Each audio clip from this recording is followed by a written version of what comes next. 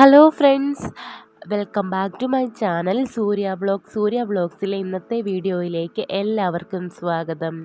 പച്ചമാങ്ങ ഉപയോഗിച്ചൊരു juice ഉണ്ടാക്കിയാലോ? റെഡിയാണോ? ഈ വേനൽക്കാലത്ത് എല്ലാവർക്കും ട്രൈ ചെയ്ത് നോക്കാം. എങ്ങനെ ഉണ്ടാക്കുന്നതെന്ന് നോക്കാം. ഇതിനു വേണ്ടി നമുക്കൊരു മാങ്ങ നന്നായി കഴുകി എടുത്തുകൊണ്ട് വരാം. അതിനുശേഷം നമുക്ക് ഈ മാങ്ങയുടെ തൊലിയൊക്കെ ഒന്ന് പീൽ ചെയ്തെടുത്തുകൊണ്ട് വരാം.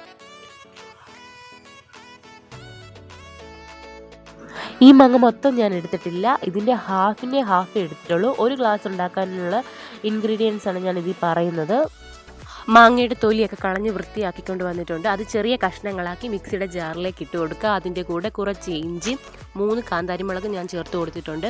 ഓരോരുത്തരുടെ എരിവ് അനുസരിച്ചിട്ടാണ് ഇതിൽ മുളക് ചേർത്ത് കൊടുക്കേണ്ടത്. പച്ചമുളക് അല്ലെ കാന്താരി ഉപയോഗിക്കാം. എരിവ് ഒത്തിരി ഇഷ്ടമുള്ളവർക്ക് മുളകിൻ്റെ എണ്ണം കൂട്ടിയെടുത്താൽ മതി. 2 ടേബിൾ സ്പൂൺ പഞ്ചസാരയും 1 ടീസ്പൂൺ ഉപ്പും ആവശ്യത്തിന് വെള്ളം, തണുത്ത വെള്ളം തന്നെ എടുക്കാൻ ശ്രമിക്കണം. ഐസ് ക്യൂബ്സ് കൂടി ഇട്ട് നന്നായി ബ്ലെൻഡ് ചെയ്തെടുത്തുകൊണ്ട് വരാം. പിന്നെ ഇതിലോട്ട് ഇഞ്ചി ചേർക്കുമ്പോൾ ഒത്തിരി ഇഞ്ചി ചേർക്കരുത്. ഇഞ്ചി കൂടുതൽ ചേർത്താൽ വേറൊരു ടേസ്റ്റ് ആയി പോകും. അതുകൊണ്ട് ഇഞ്ചി മാക്സിമം ഒരു ഫ്ലേവറിന് വേണ്ടി മാത്രം ചേർക്കുക. അങ്ങനെ അത് നന്നായി ബ്ലെൻഡ് ചെയ്തെടുത്തുകൊണ്ട് വന്നിട്ടുണ്ട്. ഫ്രഷ് ലൈം ജ്യൂസറിൽ അടിച്ചെടുത്തുകൊണ്ട് വന്നിരിക്കുന്ന പോലെ തന്നെ തോന്നുന്നു.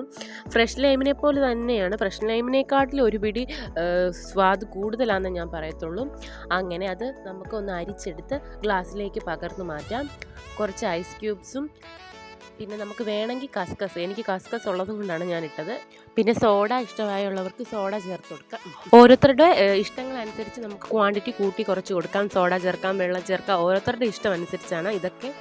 എന്തായാലും നിങ്ങൾക്ക് പച്ചമാങ്ങ കിട്ടുമ്പോൾ ഈ ജ്യൂസ് ഒന്ന് ട്രൈ ചെയ്ത് നോക്കി എന്നോട് ഫീഡ്ബാക്ക് പറയണം. എൻ്റെ ചാനൽ ഇഷ്ടപ്പെട്ടാൽ ലൈക്ക് ചെയ്യണം, ഷെയർ ചെയ്യണം, സബ്സ്ക്രൈബ് ചെയ്യണം. ഇതുപോലുള്ള ഈസി റെസിപ്പീസ് കാണണമെങ്കിൽ എൻ്റെ ചാനൽ തുടർന്ന് നിങ്ങൾ കണ്ടുകൊണ്ടേയിരിക്കണം.